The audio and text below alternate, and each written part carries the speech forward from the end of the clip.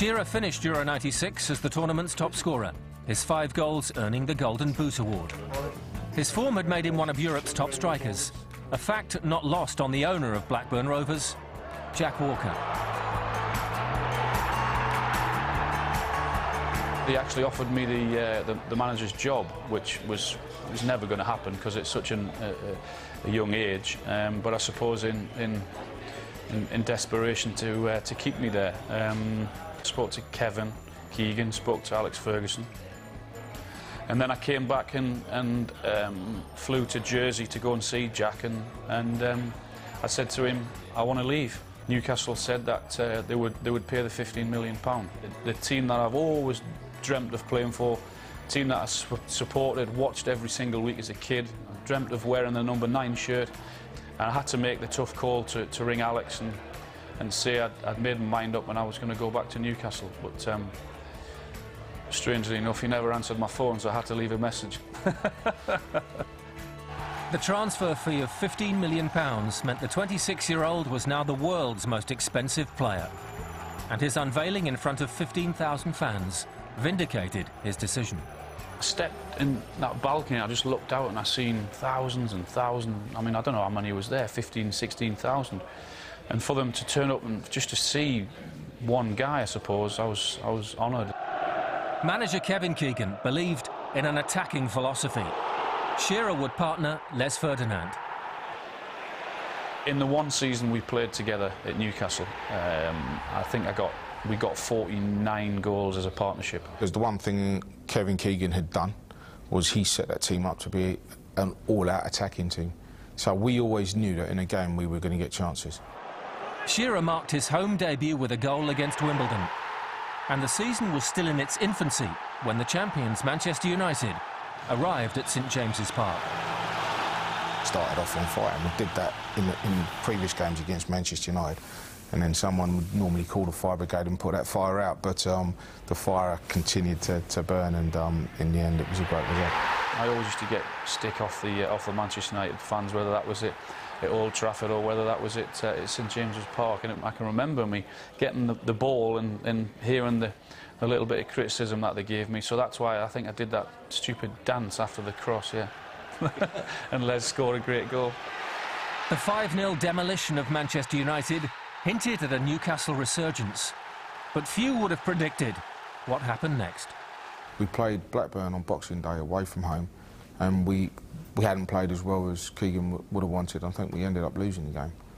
And he said at the end of the game, I'm not sure if I'm getting through to a lot of you players now. I think it was like during that week he resigned.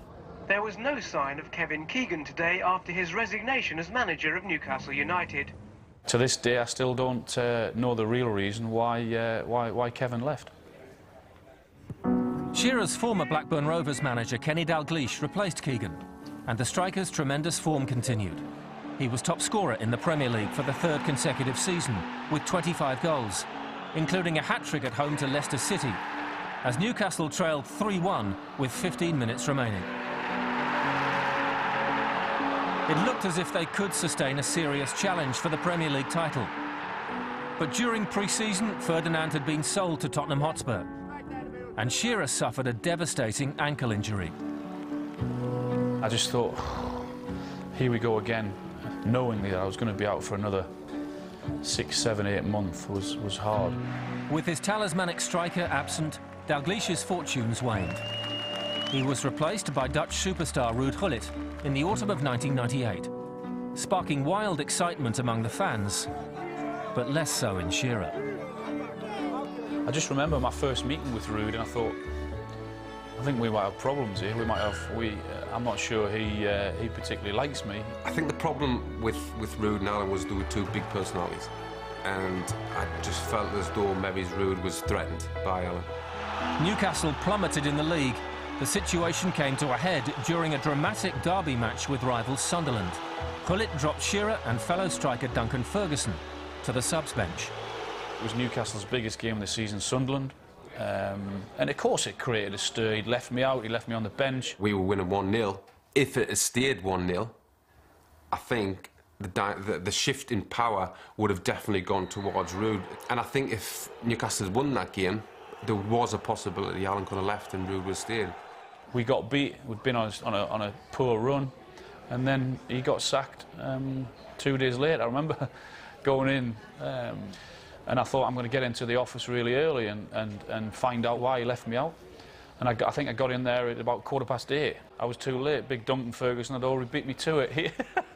He was shouting and swearing at him before I was. On the international stage, Glenn Hoddle had replaced Terry Venables after Euro '96, and in Shearer, he saw a leader. Forget the golden boots, forget the goals, forget the Premier League. To be named England captain with the armband and walk out at Wembley leading your team out, I don't think it gets any bigger or any better than that.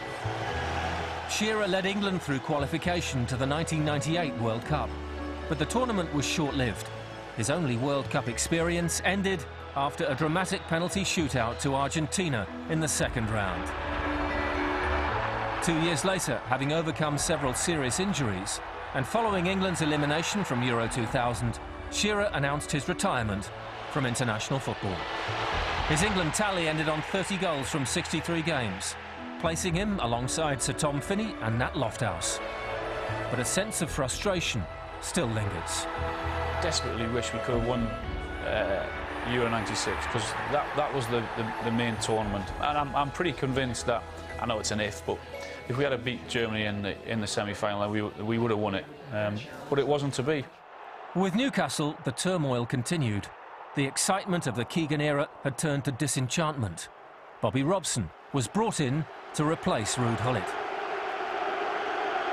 It wasn't a happy dressing room. And we were bottom of the league, and I remember them going out and getting Bobby Robson as manager. He said to me, you're facing up too much, give a defender a problem and start running in behind. Start playing with a smile on your face again and we will create chances for you. And his first home game, we beat Sheffield Wednesday, who were at the bottom of the league with us. We beat them 8-0 and I scored 5. From going from bottom of the league, we were now challenging for Champions League places, and that was down to Sir Bobby Robson. Newcastle's return to the Champions League in 2002 was initially underwhelming, but Shearer's penalty against Dynamo Kiev resurrected their fortunes. He scored 5 more goals in the tournament, including a hat-trick against Bayer Leverkusen.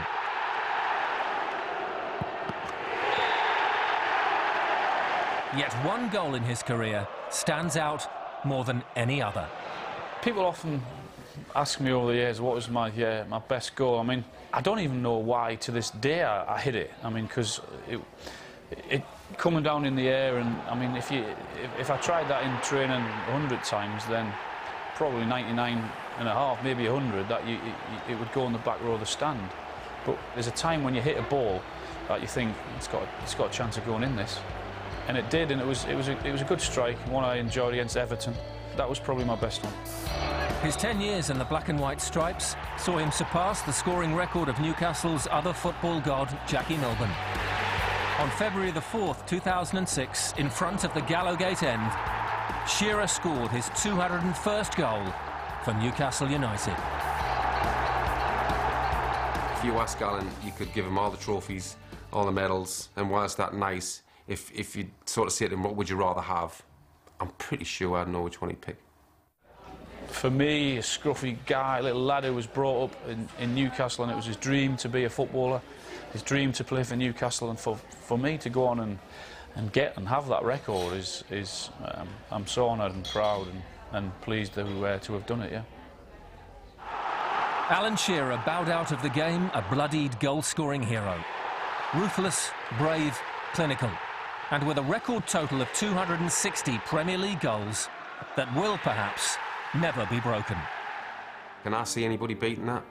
No. I have to be honest, I don't think so. It's not just about winning trophies. They're getting paid huge amounts of money.